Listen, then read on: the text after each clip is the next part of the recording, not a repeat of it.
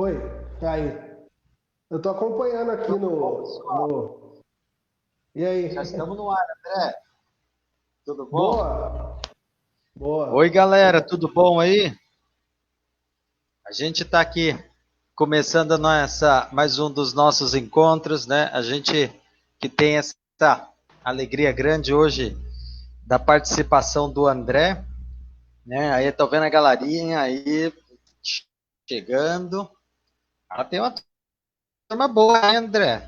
Você assim, chama gente famosinha, a gente fica todo animado, né? Tá ouvindo bem, André?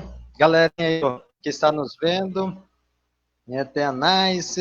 Oi, Ouvindo. Nice! A tia Clara, mamãe, Cris, né? Tudo aí, ó. André, tem um detalhe: família é aquela coisa maravilhosa, né? Você não começa dando um salve para mamãe, depois ela puxa a orelha, né? Então, salve, mamãe, tamo aí junto. Boa. Então, pessoal, né, a gente tem também um compromisso com a pontualidade. Não somos a TAM, mas a gente faz o que tem que acontecer, né? Então, senhores componentes dessa tarde maravilhosa, né, que nos brinda com esse grande momento, né, André, da presença de vocês. A gente quer dar uma alegria muito grande de agradecer a possibilidade de vocês estarem com a gente aqui, né? Eu vou me apresentar para alguns que talvez não me conheçam e, em seguida, o André fala também um pouquinho dele e aí a gente embala na nossa grande festa aí, né? Sou o professor Tiago, né? Sou formado em filosofia, tenho com essa cara de bebê aqui, tenho 21 anos que sou professor, né? Que eu comecei cedo, com 3 anos de idade eu já era autodidata, né? E então a gente vem trabalhando e vivendo essa experiência da educação, né? Sou apaixonado pela educação e uma das coisas que me faz trabalhar e me dedicar no processo da educação é essa crença de que nós estamos realizando alguma coisa, né? E aí proposta um pouco dessa nossa discussão, dessa nossa reflexão de hoje. Então vou dar aí, André, se apresenta para a galera, por favor.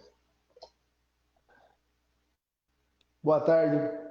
Tiago, quero começar agradecendo o convite, você ter tido essa ideia da gente ter essa conversa, esse bate-papo sobre esse conteúdo, sobre esse assunto, na verdade, muito importante, não só para quem vive de sala de aula, como eu e você, mas para todo mundo que convive em sociedade, quer viver bem, ter qualidade de vida,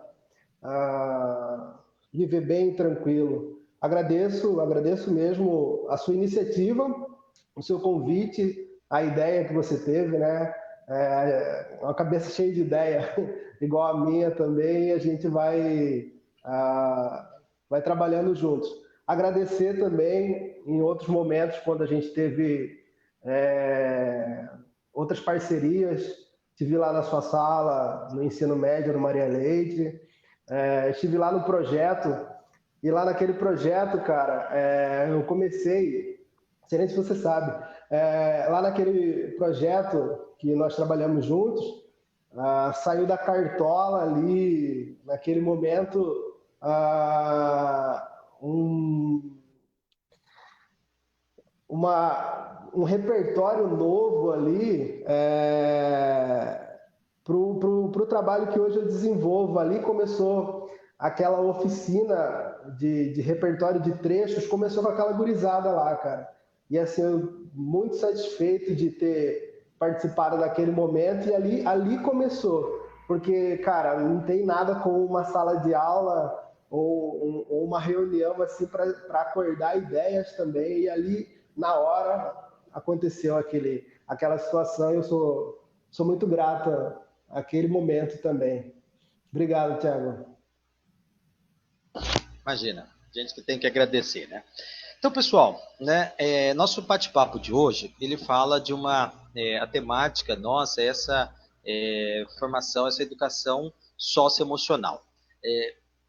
Primeira coisa que a gente pode lembrar é que educação é um processo, né? Ela não é um acontecimento acabado ou uma ação exata. Assim como, por exemplo, se eu digo assim, abrir, todo mundo sabe que a gente fez uma ação exata, né? Você tinha algo fechado, você abriu.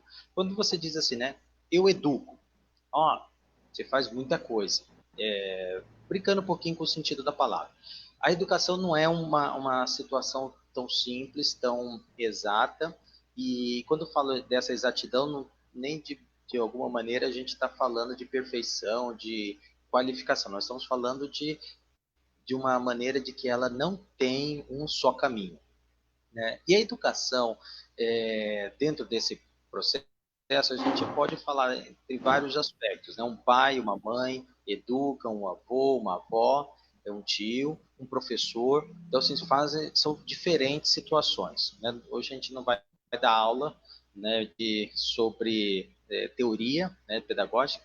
André, tem uma interrupção aqui, eu tenho que dar um salve para a Bruna, que ela falou, se não falar salve para ela, ela briga comigo também.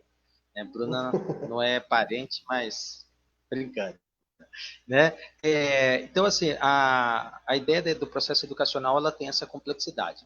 E uma das coisas mais interessantes que a gente pode ver é que a educação, ela acontece de diversas maneiras, especialmente até a estrutura da chamada educação formal. A escola ensina. Ensinar é um processo vinculado à educação. E uma das principais situações da escola é trazer novos conteúdos, né? Você vê uma criança se matricula aos 7 anos na educação infantil, né? E ela vai toda a sua vida, se cumpre todos os horizontes, 17 anos depois ela conclui o ensino médio, né? E aí ela vai para o ensino superior, continua o processo, pronto, ela cumpriu a estruturação da educação formal, tem pós-graduação, etc. Mas o processo de educação ela vai por tanto caminho. Por quê? Porque nós, pessoas, a gente não é, por exemplo, na escola, a gente não tem somente essa situação, e não é nem pela estrutura em si da escola, é por toda a convivência social. Lá a gente vai aprender as relações humanas, lá nós vamos aprender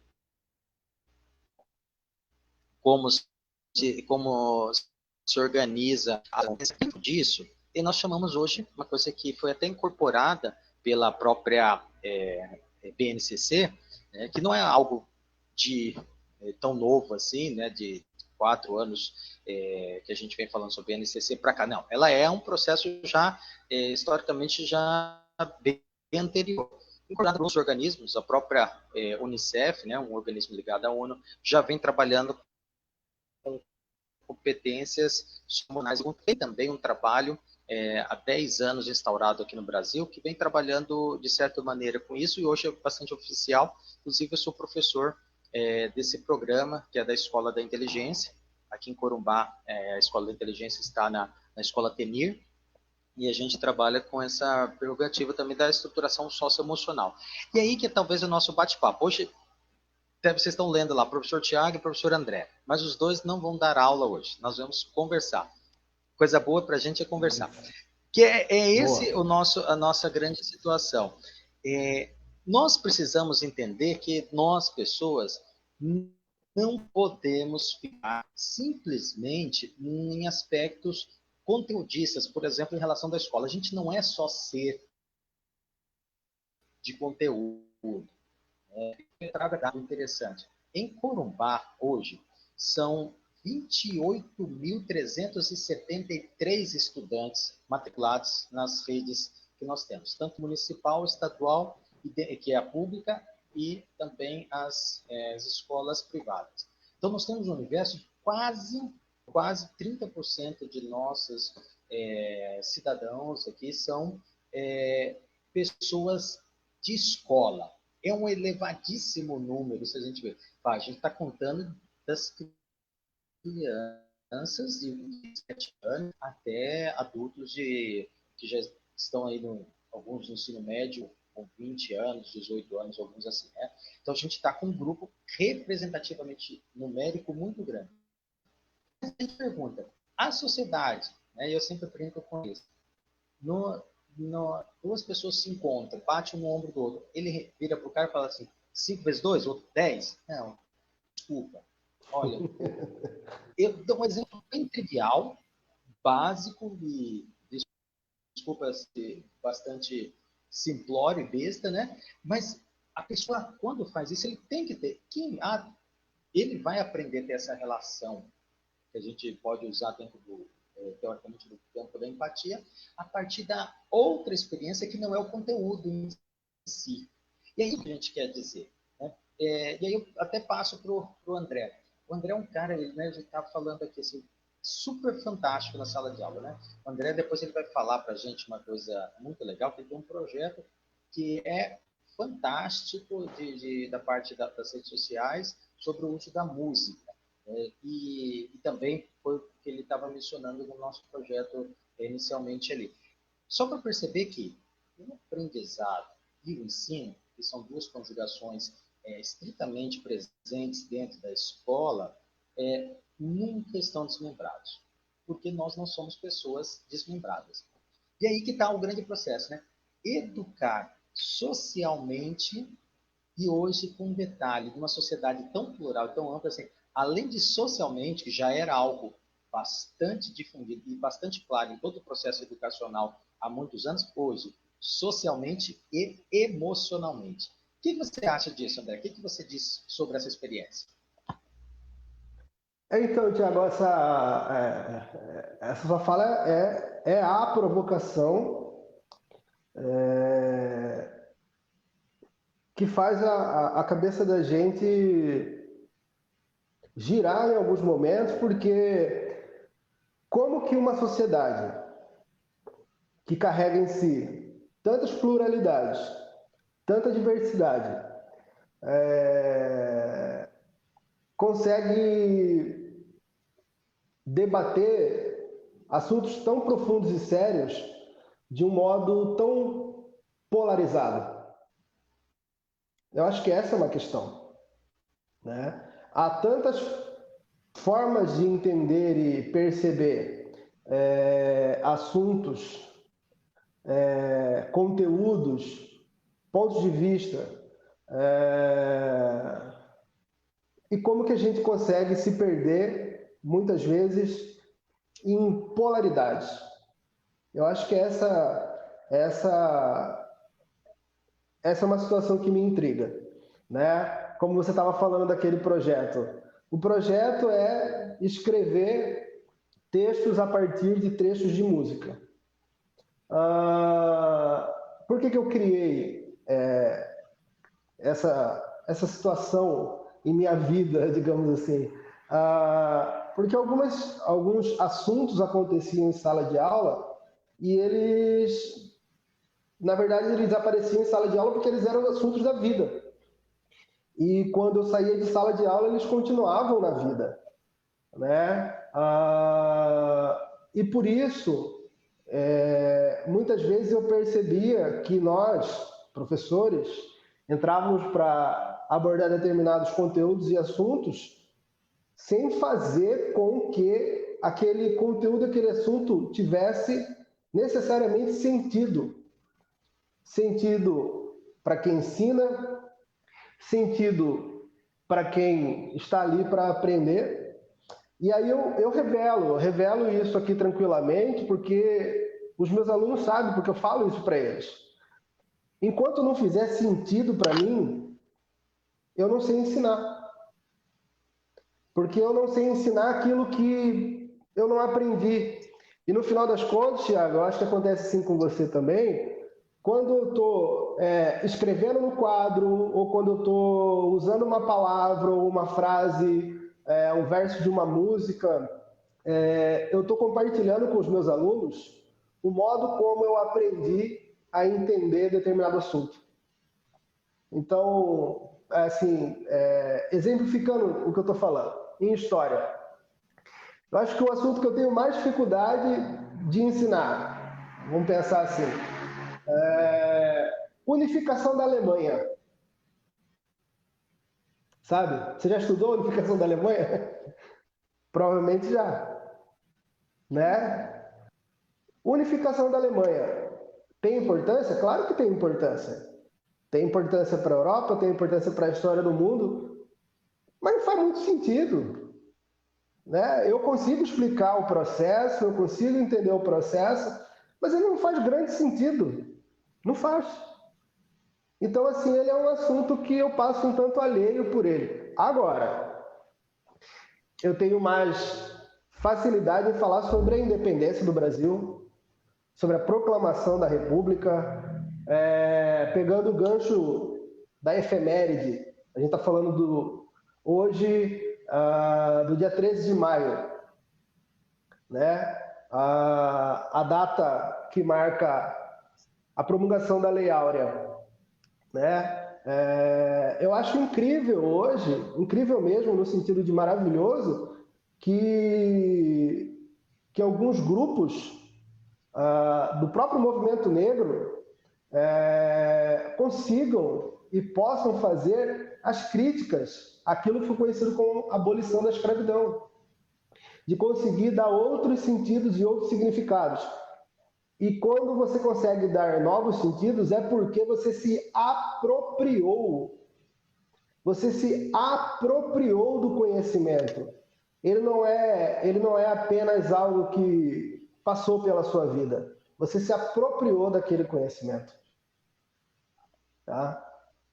Então, a questão da formação integral, que a BNCC hoje coloca como bandeira número 1, no final das contas, isso é mais antigo, né? Muitíssimo mais antigo. Você que atua bastante e é filósofo, sabe que no final das contas é uma conversa socrática. É uma conversa socrática da autonomia do ser humano pensando a si próprio, do ser humano pensando a sua relação consigo mesmo, do ser humano pensando a sua relação com os outros. Isso é extremamente socrático. Eu gosto de brincar com os alunos sobre aquela máxima que, na verdade, é do oráculo de Delfos, né? Do pórtico do oráculo de Delfos, e que Sócrates toma como princípio de vida, ou conhece a ti mesmo. Aquilo lá é uma advertência, né? É uma advertência. Opa, peraí, você vai entrar aqui? Mas você já leu ali? Você já pensou sobre aquilo? Então saiba que você vai fazer perguntas sobre coisas que só você pode responder. Você quer saber da minha boca aquilo que só você pode saber da sua vida. Então, assim, essa questão do autoconhecimento, da autogestão, do autocuidado, do pensar a própria vida. E aí, nesse sentido, e aí não é só papo de professor. A escola, ela tem sim um papel importante nisso. A escola tem um papel importante nisso. Posso só falar de um exemplo de como que eu abordo isso logo de cara com os meus alunos, principalmente os novos alunos?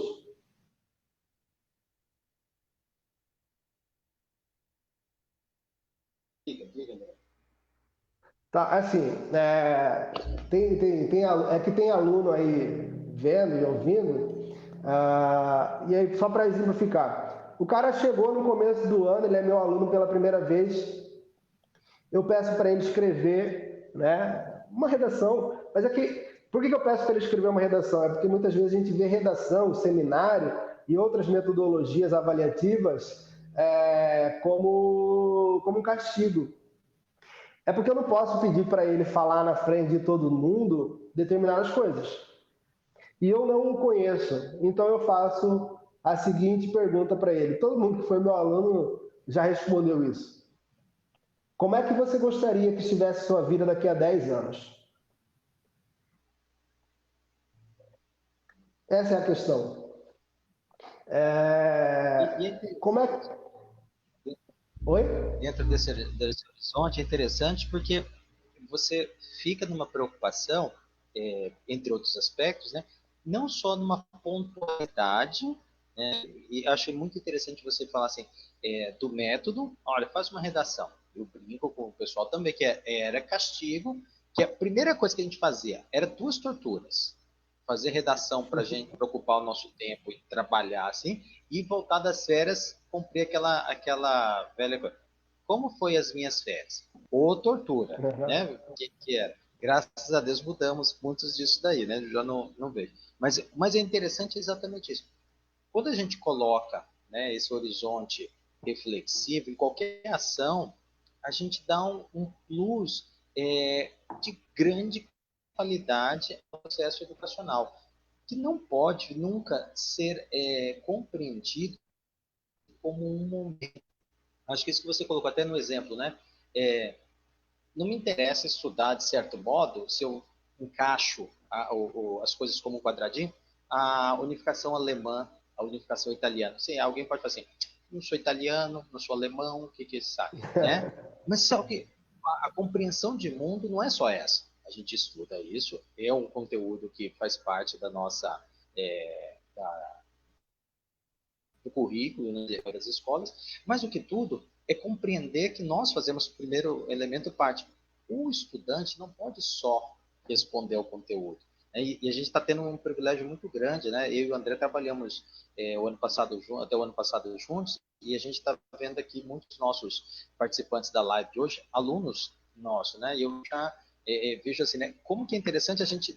E aí ficamos até mais responsabilizados, né? A gente não vai poder mais ficar brincando, viu, André? Tem que ser sério, tem de aluno, né? Brincadeira. Mas perceber que esse é um grande compromisso. Né? Mas eu te interrompi, André. Continua, por favor. Não. É a colaboração mesmo. E aí, embutido nessa pergunta, porque é uma pergunta no final das contas, né? Não é escreva sobre isso, é uma pergunta.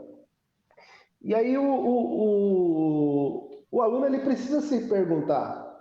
E quando ele não faz essa pergunta para ele mesmo, e ele não externaliza essa pergunta para mim, eu faço essa pergunta por ele. Por que eu tenho que fazer isso? Então eu explico para ele. E aí a gente vai criando essa situação dele se perguntar, né? Por que eu estou aprendendo isso? Então, embutido no como você gostaria que estivesse sua vida daqui a 10 anos, tem uma questão temporal.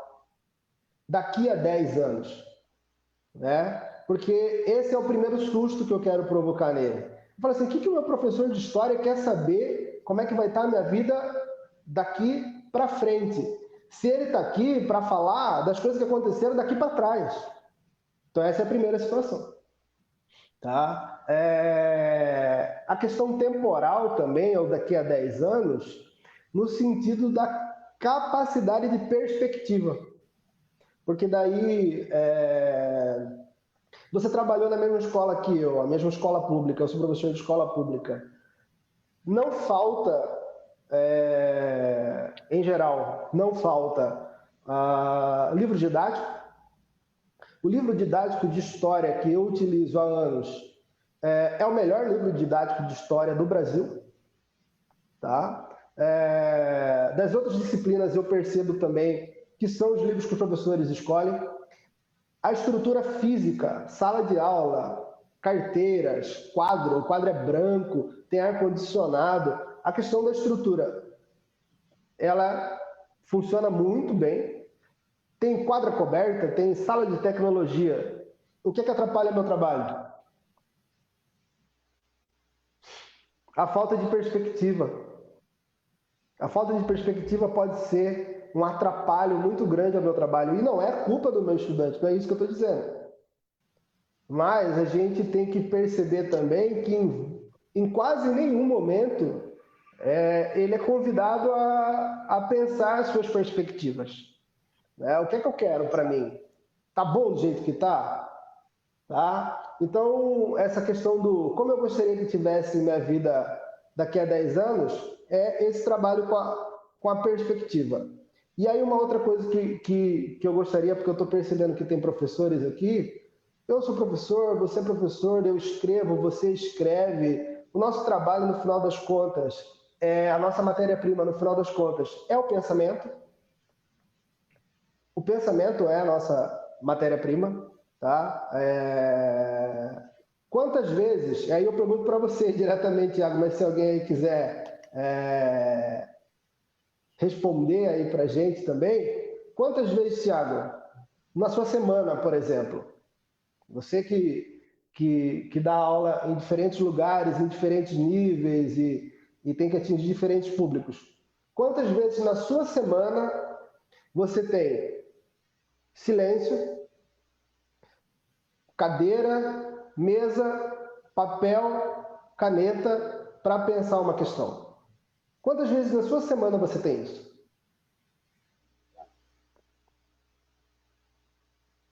Tranquilidade para pensar uma questão. Quantas vezes você tem isso? Então, eu também quero convidar esse aluno a perceber a importância da escola no dia a dia dele. Porque quem conhece a realidade da casa que ele veio, do bairro que ele mora, é ele. E aí, aos pouquinhos, ele Isso. começa a contar. E essa é uma grande perspectiva que a gente traz, né? Quando a gente olha dessa perspectiva do ensino sociocultural, a gente vê que essas dimensões elas precisam ter ponte, né? Assim, a minha realidade tem, não, é bem diferente da gente fazer assim uma brincadeira metafórica, assim, olha, a segunda casa. Não é essa uma ideia para ser segunda casa, não. É pelo contrário, é fazer um ambiente. Eu tenho duas teses que eu acho muito importante elencar. A primeira tese é o seguinte: Sim, a escola é uma das ferramentas de criação de cidadania, uma das. Né? Por quê? A escola é um dos elementos que educa. Quando você fala, né, eu tive uma vez uma experiência bem simples, né? Assim, eu acho um exemplo simples, mas assim, de muito conteúdo. É, Num curso que eu estava fazendo, estava fora, num país fora, e aí eu fui comprar uma fruta. Eu olhei assim, estava com fome, peguei lá na banca, peguei uma fruta. Quando eu peguei, eu procurei para um lado para o outro, não tinha vendedor. Aí eu vi o preço. Aí eu indaguei, pensei, deve ser alguma coisa. E entrei para pagar. Quando entrei, né, tirei o dinheiro, entreguei para o cara recebeu, me entregou, e aí ele me chamou e falou assim, mostra, aí ele me mostrou uma gavetinha. Aí falou assim, eu não falava bem a língua dele, ele mostrou, eu entendi alguma coisa, aí ele abriu a gavetinha, eu vi dinheiro, e ele me explicou que eu poderia fazer a compra daquele jeito. Eu fiquei assim assustado, né, primeiras coisas. Aí eu falei para ele e tal, aí eu expliquei, né, pessoal, olha, eu não tinha entendido, muito obrigado e tal. E aí daquela conversa já surgiu um ótimo papo sobre a realidade. Ele, um vendedor de frutas, me explicando sobre política, me explicando sobre relação social. Eu falei assim, né, parei e falei assim, os impactos foram gigantes. Né? Eu não estou falando, e aí é um detalhe importante, não estou falando mal da nossa sociedade. Né? Eu estou dando um exemplo internacional, e aí quer dizer que o Brasil é porcaria. Não estou falando nada disso. O que eu estou falando é a construção de uma sociedade para aquele. Porque aquele cara, ele tem também uma função, ele aprendeu, como eu e o André, e todos os professores, tá aí a Nátia, tá minha própria mãe que é professora, tá? Eu vi a Jane Couto, que é também educadora, né? Vi tantos aqui que estão aí no dia a dia. Nós ensinamos e falamos de uma maneira ou de outra que, por exemplo, a honestidade faz parte. A metade dos nossos nomes políticos aí eleitos que se envolveram em situações de corrupção escutaram de pai, mãe, parteiro, como diz o meu pai, que roubar não é certo. Né? Então, o problema não é esse. Esse que é a questão. O conteúdo tiveram. E eu estou dizendo que a nossa sociedade, o Brasil, Corumbá, Ladário, Puerto Quirraro, são capazes e têm todas as maneiras de oferecer o processo educacional dentro da estrutura formal, né, dentro da escola, da mesma maneira, assim, que eu estou dizendo, da transformação do que os outros países. Né? Por que eu estou falando isso? Mas a nossa sociedade que precisa agir nisso. É a primeira tese, de que o processo de educação está ligado a todos nós. O vendedor de fruta precisa também ser trocar de responsabilidade. E aí que está o nosso processo. Por exemplo, dentro da BNCC, fala de um elemento que está ligado a essa socioemocional, que é o processo de empatia. Empatia é algo que você se colocar na posição do outro. Não é um colocar fisicamente, mas é compreender como ele compreende. Quando a gente vê, por exemplo, dentro de polarizações de ideias, A empatia nos ajuda a perceber qual é o limite de compreensão. A gente vê, por exemplo, vários elementos da nossa sociedade aí na atualidade sobre, por exemplo, tensões de políticas. Eu sou de A, eu sou de B. E aí você não consegue fazer os dois grupos se interagir para fazer. Mas eu estou falando uma coisa, porque um fala um conteúdo. O conteúdo é XYZ. Aí o outro fala assim, não, mas o conteúdo tem que ser WHV. E aí você fala assim, mas como que eles não conseguem se acertar? Um elemento é a própria empatia. Né? Isso você falou, né? Hoje, dia 13 de maio, não é um dia para a gente simplesmente, né, destacar. Não, é um elemento trivial. Só para a gente ver se é trivial, em 2018, eu falo a dado, 2018, se teve no Brasil mais escravos, 2019, teve mais escravos no Brasil libertados, estou repetindo, 2019, teve mais escravos no Brasil libertados que em 1889. Por que eu estou falando? São situações bem diferentes. Primeiro, isso é dados do Ministério Público do Trabalho, nível federal, que no Brasil tinha mais trabalhadores em situações análogas terminologicamente falando aí, né? A doutora Cíntia deve estar nos escutando aí, né, André? Vai nos ajudar se a gente corrigir se estiver falando errado. A situação hoje do termo, mas havia mais, vou falar uma coisa clara, mais escravos em 2019 que em 1889, quando foi assinada a Lei Áurea, quando foram libertados oficialmente. E olha, todo o período de libertação. Por que eu estou falando isso? É para a gente perceber que a nossa sociedade tem, e eu falo um dado ainda mais próximo da realidade. Em Corumbá, nesse mesmo ano de 2019, eu tinha dados, eu participava de uma conferência com o procurador do Estado, e ele estava trazendo isso, né, aliás, do Ministério Público Federal do Trabalho, e ele dizia essa questão, assim, em Corumbá, nós temos a poucos quilômetros daqui, eu fui fazer uma diligência pela segunda vez, encontrei a mesma situação. A fazenda estava cumprindo um TAC, né, um termo de conduta, e foi vista pela segunda vez. Menos de um ano a fazenda. Só para falar assim, a gente está falando de uma realidade lá dos nossos imigrantes bolivianos? Não, a gente está falando aqui do pantaneiro que está preso aqui na fazenda. Eu tive um aluno que me relatou essa experiência. Ele foi trabalhar numa fazenda, se teve uma relação lá, um pedido negado pelo dono da fazenda ou empregador, e simplesmente ele andou 3 dias e 3 noites a pé pelo mato para chegar na cidade, porque não ofereceram. Falei assim, não, se não vai, eu também não te ofereço condição. 3 dias, um jovem de 17 anos, né, por isso. Eu vou, claro, tem outros fatores ao redor. Só para falar, esse processo de educação precisa estar contido na nossa sociedade. Não é responsabilização da sociedade em si, não é a pessoa que vai aprender, vai sentar aqui no Facebook e vai estudar, né? Aliás, a Universidade do Facebook não dá diploma, tá? Fazendo a brincadeira, né? Mas falar assim, nós precisamos compreender a sociedade. E a segunda tese que eu acho muito importante é que nós precisamos constituir a nossa construção de sociedade para aquilo que a gente quer para nós. Sabe, até essa é uma reflexão, na verdade, porque nós precisamos fazer o que a gente quer viver no presente, o que a gente quer transformar a nossa ideia.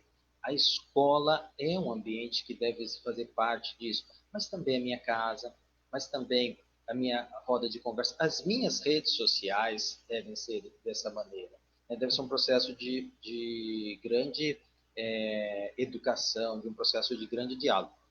Não está diretamente, mas eu vi uma pergunta aqui, que foi já minha aluna no curso de Direito, a Vera, que ela me faz uma pergunta que acho que casa com a dimensão. Fala assim, Thiago, você vê alguma possibilidade de recuperação do ano? E aí eu falo assim, totalmente necessário a gente acreditar que é possível. Primeiro, há uma necessidade de adaptação, e esse processo está acontecendo. As escolas oferecem algumas ferramentas boas para isso. O André continua professor no estado e ele está fazendo, agora está de férias esses dias, de recesso, mas vai voltar com a EAD. Eu, na escola onde trabalho, nas escolas, vou voltar também com EAD, né, a partir da semana que vem. Então, assim, organiza. Mas a minha pergunta vai além, e até para você ver, Vera e os demais. O que a gente quer? O que a gente acha que a escola faz? Essa que é talvez a nossa questão. Eu falo assim, eu despreocupei, eu tenho um filho de 7 anos em casa, né? E eu coloquei assim, né? E aí? Ah, ele vai perder o ano? Não, meu filho vai estudar, eu não tenho pressão. Se tiver que refazer, vai ter que refazer. Não é isso. Por quê? Porque eu não quero simplesmente pensar que a escola é esse processo de conteúdização. Ele não precisa ficar matematicamente correto, língua portuguesa correto, ciência, geografia. Não. Ele precisa ser um ser humano.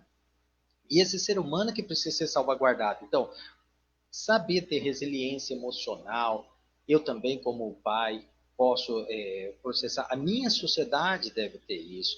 Os meus governadores precisam transmitir isso. Empatia, abertura ao novo. São palavras que eu estou tirando da onde? Da BNCC. São as competências, as macrocompetências da BNCC. Ou seja, não é dentro da sala de aula, tão e somente que a gente vira cidadão, ou mais que tudo, a gente aprende. Acho que esse é um elemento. Eu aproveito e um grande salve, um grande professor meu, que está aí também, o Padre Arlindo, que está lá em Lins, no interior do Mato Grosso. André, desculpa mais uma vez a Sim. interrupção. Não, não, não.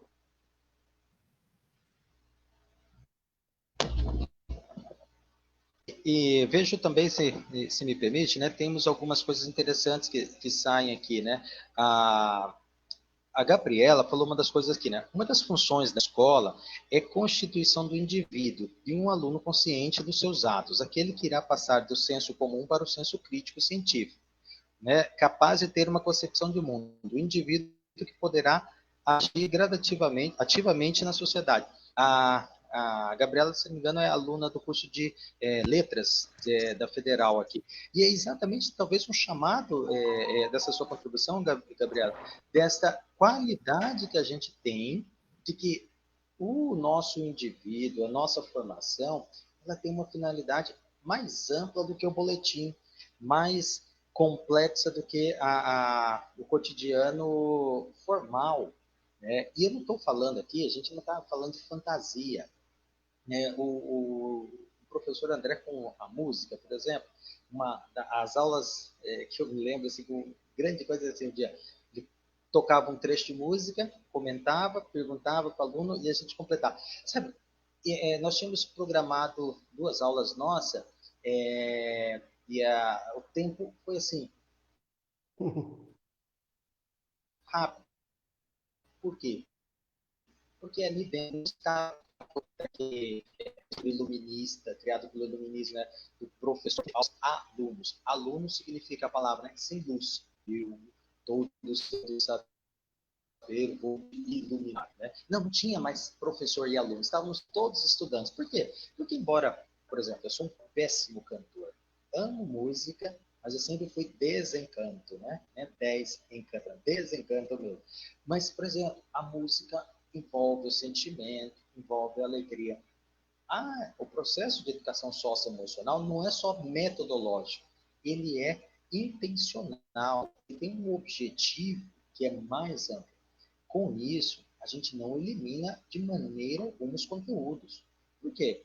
Eu lembro da nossa aula, a gente trabalhou ética, conteúdo transversal, nós trabalhamos conteúdos de história, porque, eu lembro que foi isso daqui, lembro de uma das canções lá que a gente fez da MPB, relatava um período que você estava, inclusive, tratando na aula de história do Brasil daquela turma. Eu coloquei as reflexões do Platão e do Aristóteles, que era um tema que nós tínhamos feito no bimestre anterior, e aí fez. Então, assim, o conteúdo está presente. E a gente não está só brincando com a ideia de firula, né? Vamos fazer uma coisa mais bonitinha. Não, é Exatamente. uma construção de intenção. Isso que acho que a educação socioemocional precisa. A gente vê relatos de como que isso faz, né? Pensadores, até discussões que tem, por exemplo, um jovem de hoje. Eu tive isso na minha sala de aula, partilhada com o André.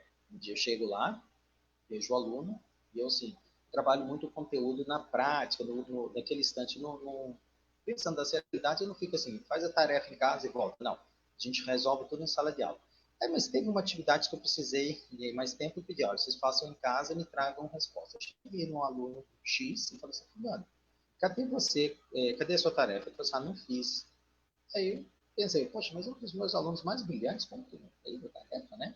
Aí eu falei, mas o que foi? Ele ficou calado.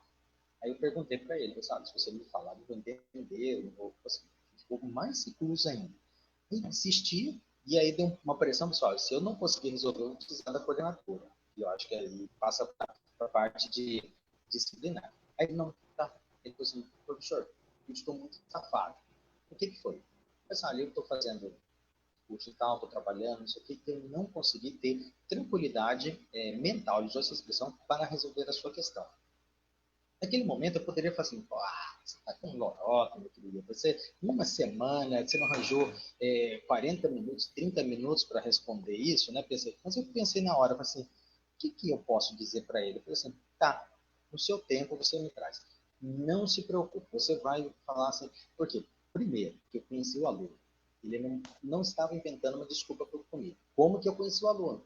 Porque eu estou dentro de sala de aula, não preocupado com o conteúdo, com o programa. Estou ali interagindo com ele.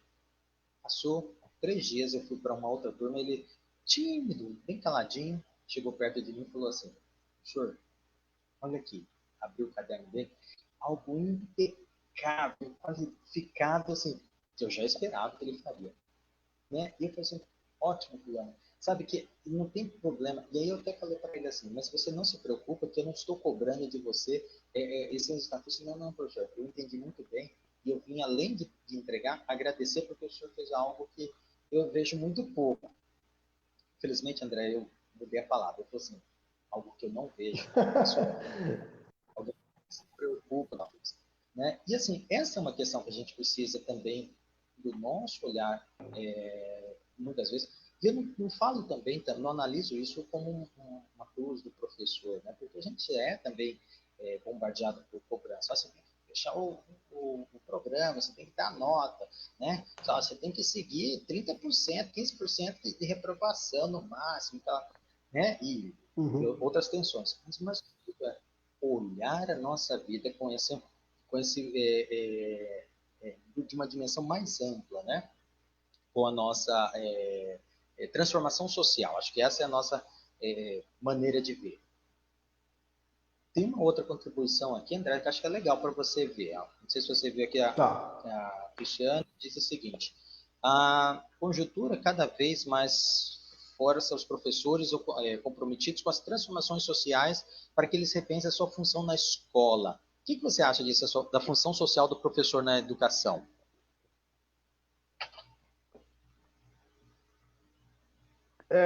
A função social do professor na educação é o que ele faz.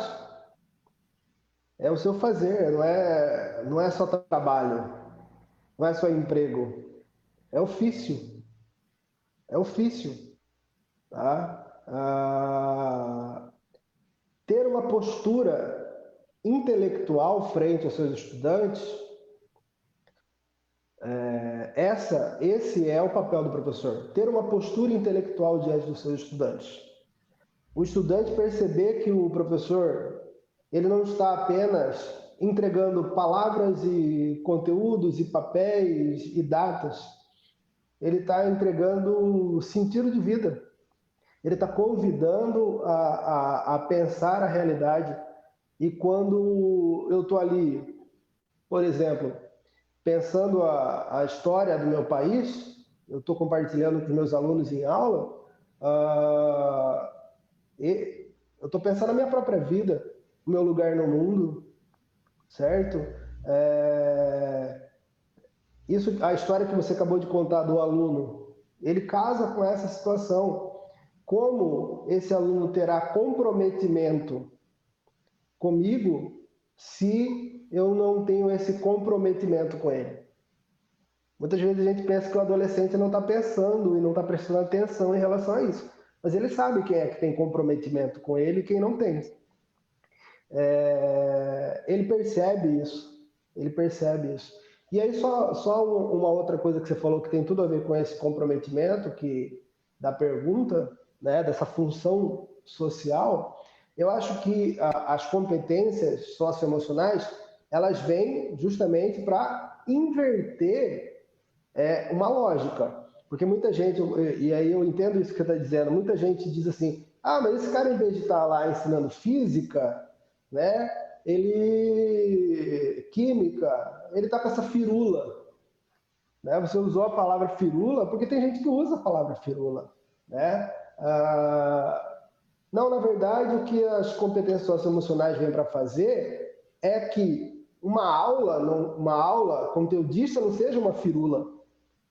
Porque, lembrando lá o exemplo que eu dei, muitas vezes quando eu estou falando e eu tenho que fazer isso do meu jeito, muitas vezes quando eu estou falando de unificação da Itália e da Alemanha, se aquilo não tem sentido e eu não consigo o comprometimento, desculpa, dos alunos em relação ao conteúdo, aquele conteúdo é que é firula. Aquele conteúdo é que é firula. Perceba, Tiago, que as pessoas, elas fazem as referências corretas. Elas tiveram os conteúdos. Elas passaram pela sala de aula com uma certa qualidade, mas eu acho que elas não foram, acredito, percebo assim, convidadas a pensar as questões de maneira humanizada. Tá? Comparar, por exemplo, isolamento social com campos de concentração, perceba, o cara tem conteúdo, ele estudou a Segunda Guerra Mundial, ele só não foi convidado a pensar a questão de maneira humanizada. Deve ter estudado num ótimo colégio, ter tido uma ótima formação, deve ter passado num vestibular difícil, ter entrado numa instituição onde teve que passar por vários processos, sim, mas não foi convidado a pensar profundamente as questões de modo humanizado. E eu preciso compartilhar esse modo de ver com os meus alunos. Então, quando eu digo, eu não posso dizer, na verdade, né?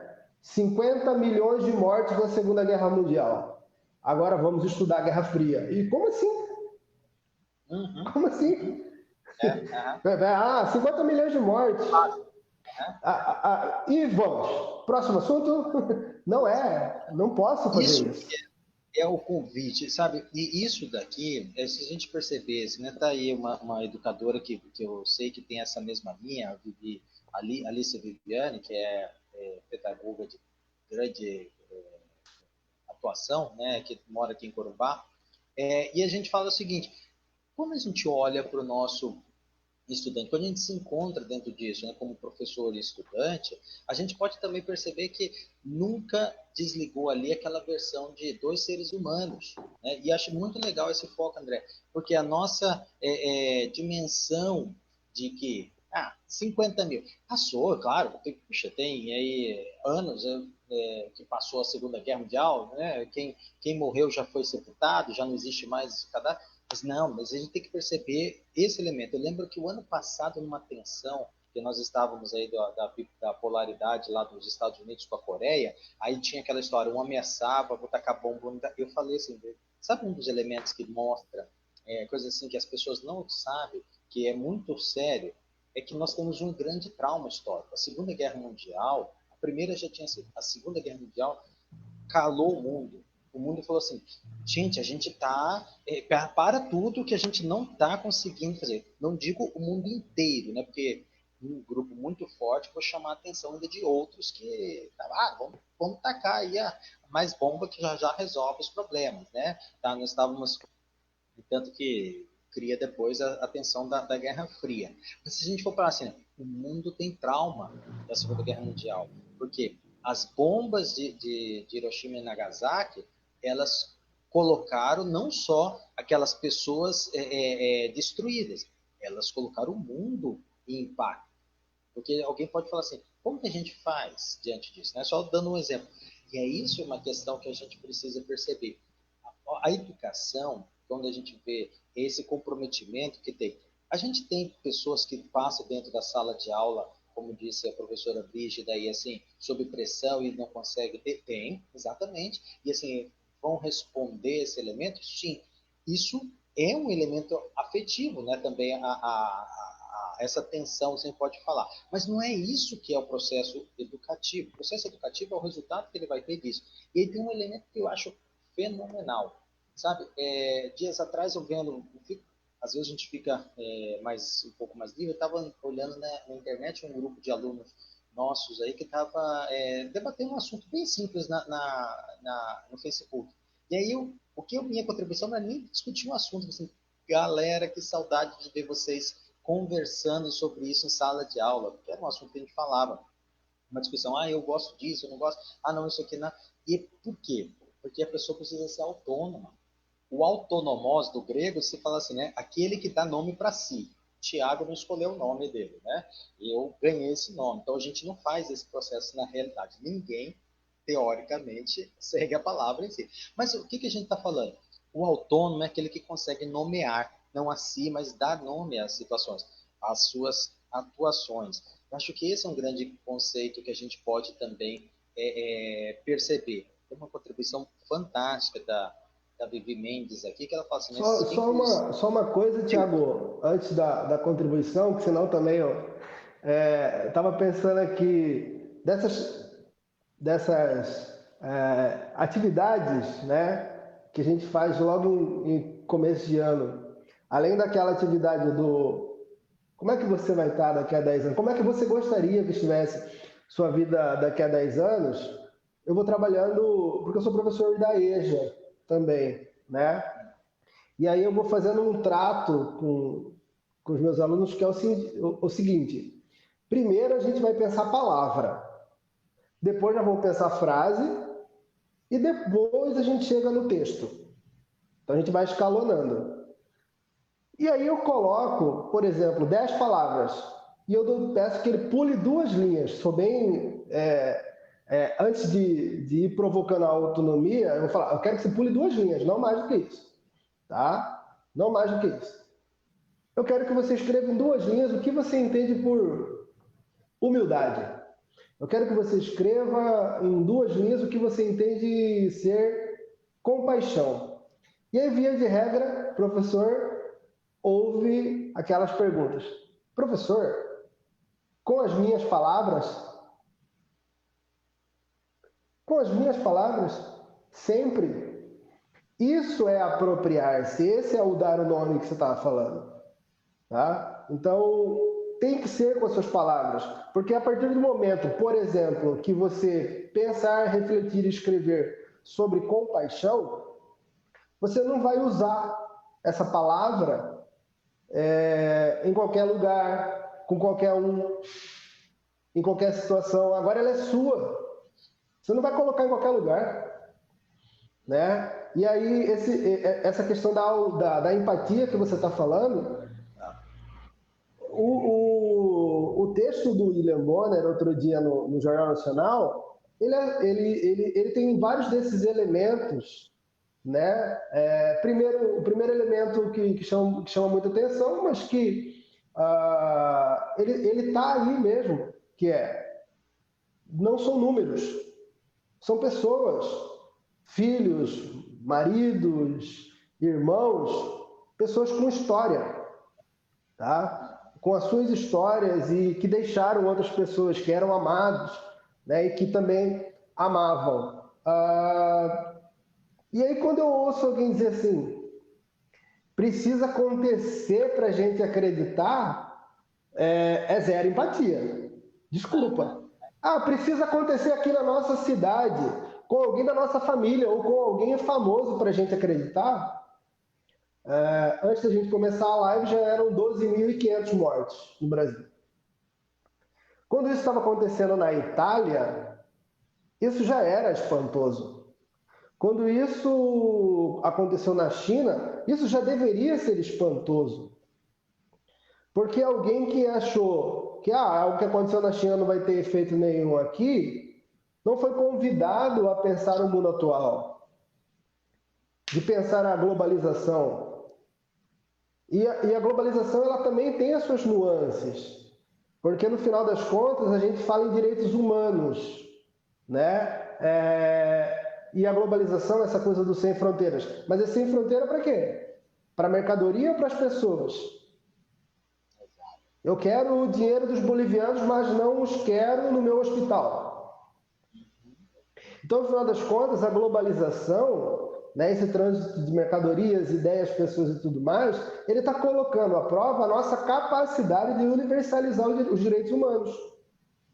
Mais ainda, porque isso, no final das contas, é na macropolítica.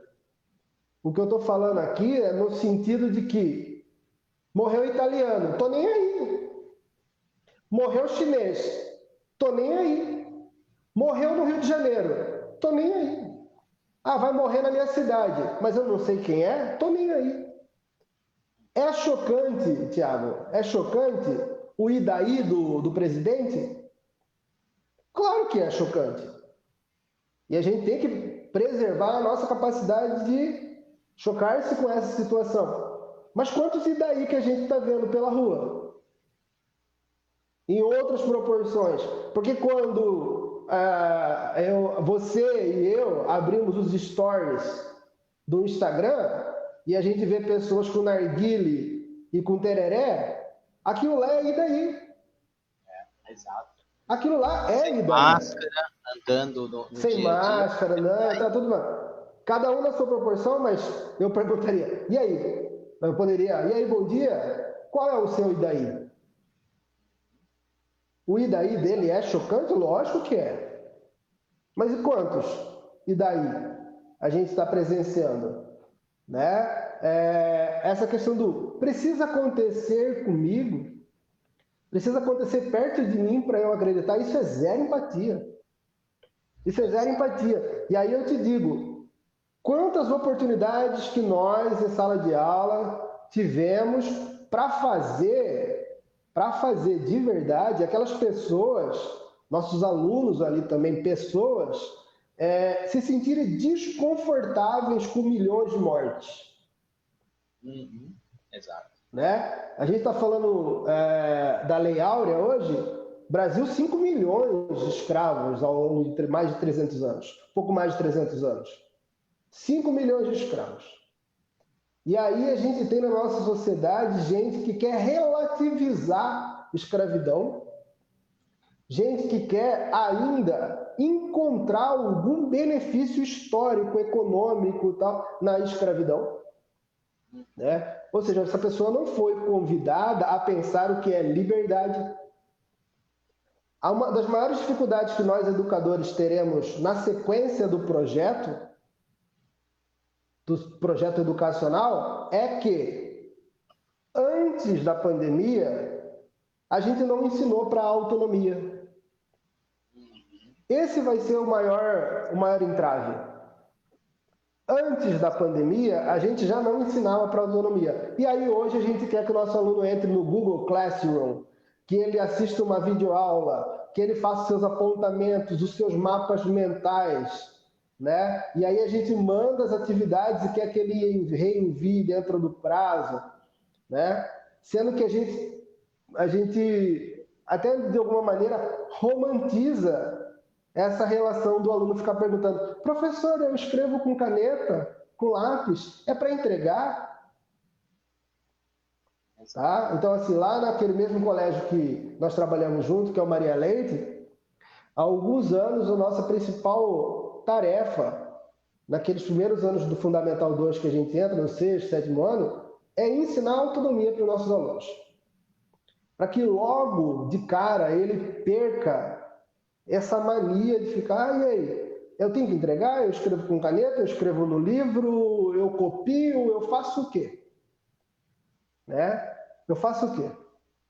Então, assim, a autonomia, no final das contas.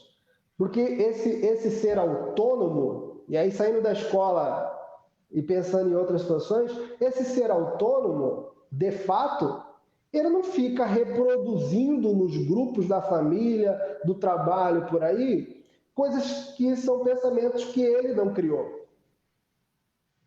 Exatamente. Porque E o mais interessante... em determinados grupos, grupos de escola, inclusive, a gente fala, ó, não pode discutir política. Eu falo, cara, se a gente tivesse discutindo política, era esse grupo daqui que eu não ia sair. Mas copiar e colar, fazer retransmissão, pegar assim, ficar reproduzindo, fazendo papel de papagaio, isso não é discutir política. Tá? Então, a gente não pode, em sala de aula, perder oportunidades de fazer com que o nosso aluno se sinta mexido com tantas mortes, com genocídios. A gente não pode perder essa oportunidade, né? De continuar reproduzindo uma história do Brasil, por exemplo, que parece ser sem conflito, né? Dessa cordialidade, que ela não existe, essa cordialidade. Tá? Essa cordialidade, quando precisa acontecer comigo ou com alguém da minha família, para que eu entenda o que está acontecendo, essa cordialidade não existe. Né? Quando eu quero fechar a fronteira para que as pessoas não ocupem os serviços essenciais da minha cidade, essa cordialidade não existe. Fraternidade, né? Até acabou surgindo essa frase num texto esse dia. Fraternidade ela só é real se ela for universal. Do contrário, Tiago, do contrário é assim, ó, é utilitarismo. Exato. Do contrário é assim, ó, eu vou conversar com o fulano de tal porque ele pode bombar o meu networking, né? Então coisas do tipo. Tá? E isso é uma das coisas que nós, dentro da nossa organização social, a gente precisa também dar um passo, né? A gente vai quase finalizando, mas o André vai voltar para falar uma coisinha, só que o André vai ganhar uma missão. O André é músico, ele vai cantar uma palhinha para nós, tá? Eu vou dizer minhas últimas É? informações, você vai trazer uma musiquinha aí. Como a gente não vai pegar você de Vou susto, então preparar aqui. pensar alguma coisa aí. É rápido, mas dá Tá, para pensar. E acho que tá. isso é uma reflexão para todos nós que aqui estamos, né? Nós não podemos perceber que o processo educacional, como eu disse no início, ele acontece de uma maneira acidental, de uma maneira exatificada. Não, ele é um processo, né? E essa reflexão de hoje, de amanhã, esse cotidiano nosso precisa compor esse processo, precisa olhar o que nós queremos fazer, né? Tem uma frase do Cortella, Sérgio Cortella, que ele fala assim, né? E eu me converti a essa mesma ideia dele, de que é a sociedade quem cria a escola. A nossa ideia é exatamente essa, de que a sociedade ela vai ser resultado. E aí a gente pergunta, que sociedade, que escola nós queremos, que educação nós queremos? Nós queremos perceber um Idaí, porque o Idaí, né, bem exemplificado de muitas vezes, e isso não é só uma afronta partidarista de maneira alguma, isso daí é uma crítica a todos os elementos, porque também há Idaí dentro da nossa igreja, também há Idaí dentro da nossa escola, e há Idaí dentro da nossa família, etc. Mas chama atenção para isso, né? A dimensão é essa. Nós precisamos construir a nossa sociedade de uma maneira muito clara. Eu acho que isso é um grande horizonte para todos nós. A gente não pode perder mais o tempo, perder mais isso ficar no aprendizado.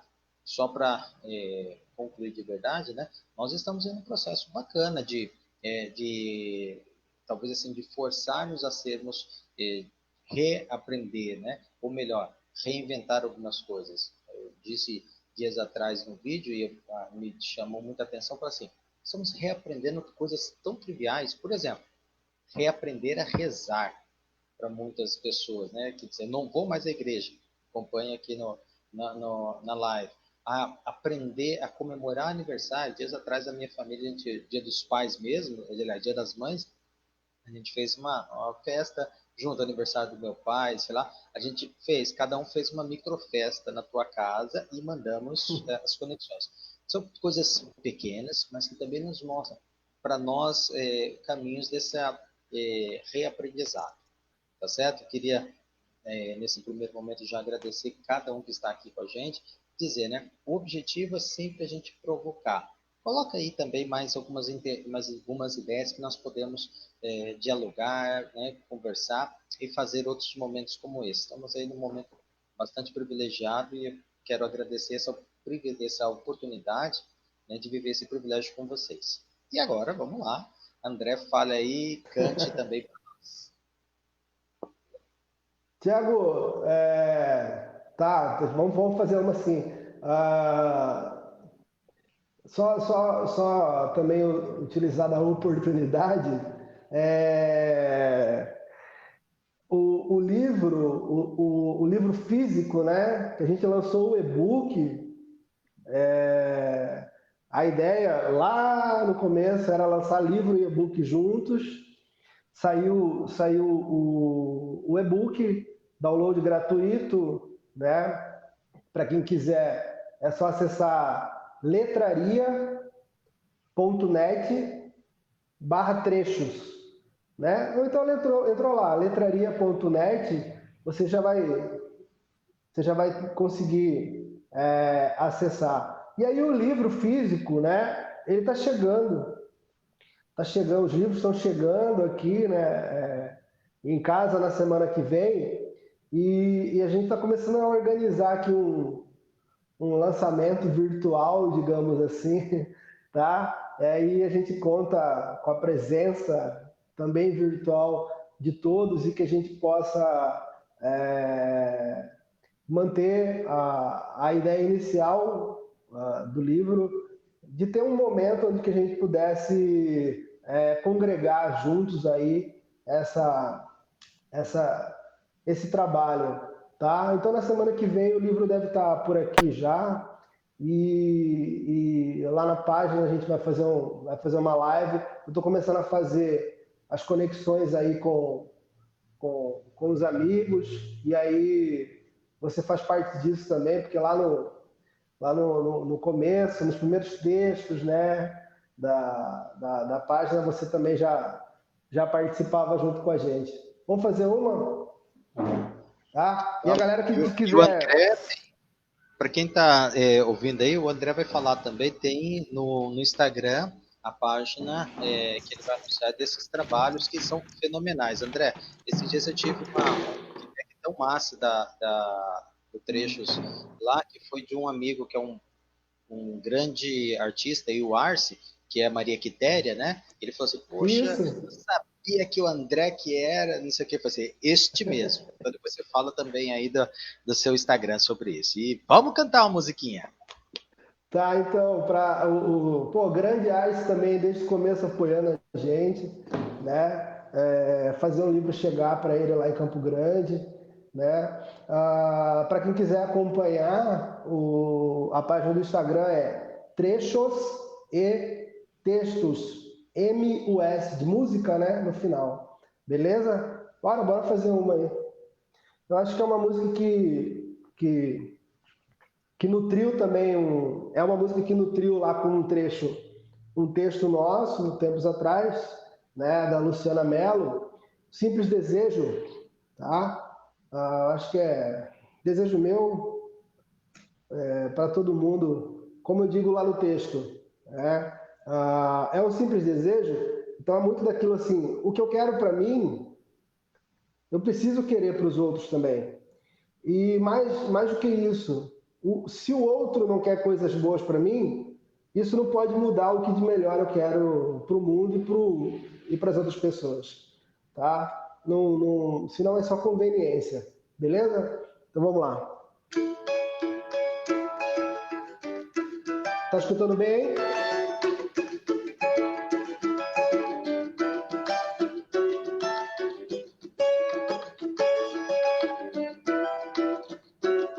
Legal. Tá sorrindo à toa, sorri pra qualquer pessoa. Andar sem rumo na rua. Que tal abrir a porta do dia,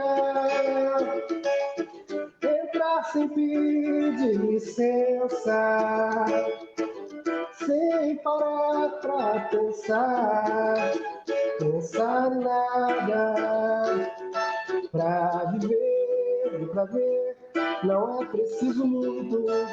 Atenção, a lição está em cada gesto. Tá no mar, no brilho dos teus olhos. Eu não quero tudo de uma vez, eu só tenho um simples desejo. Hoje eu só quero que o dia termine bem. Hoje eu só quero que o dia termine bem. Hoje eu só quero que o dia termine bem.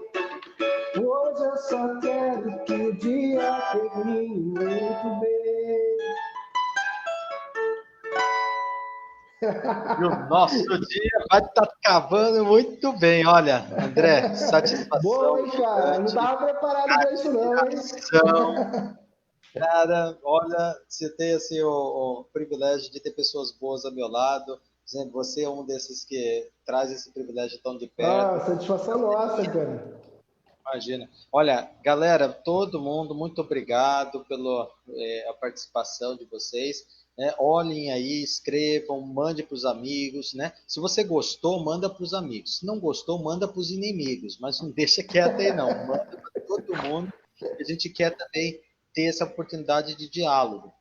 Nós temos aí, né, tem o Instagram, que o André faz parte também. Nós vamos por esse vídeo, deixar aqui no Facebook, mas também tem um canal, né, Professor Tiago, né, Godoy, a gente sobe esse vídeo para lá para poder assistir. Curte, a gente vai também tem colocado outros vídeos por lá também. Então, um beijo a todas aí. Né? Hoje, dia 13 de maio, vamos lutar não só pela lembrança, né, mas também pela liberdade. Né? A gente quer fazer esse processo de liberdade sempre. Né? Não podemos nunca perder a liberdade. Se tem uma coisa aí que a gente não tem condição de apoiar, é o fim da liberdade. Né? Seja, olha, você pode viver essa experiência do jeito que você quiser. E a liberdade não é interferir em nenhum aspecto da minha vida, né? Passou disso, já não é mais liberdade. Então, assim, eu não gosto, mas não vamos ao pensamento da Lavoisier, né? Não gosto, mas vou lutar para você fazer dessa maneira também, tá? André, só tenho que dizer, né? Muito obrigado, né? Thank you very much, né? Muitas gracias.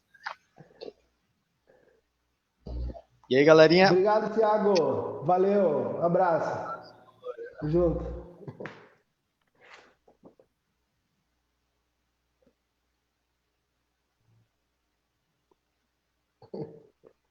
Vamos colocar. É isso aí, ó. Sobe mais aí, André, a imagem. Sobe mais uma vez. É uma brincadeira com os alunos, cara. Isso não é uma árvore. Um abraço, galera. Valeu, um abraço, tchau.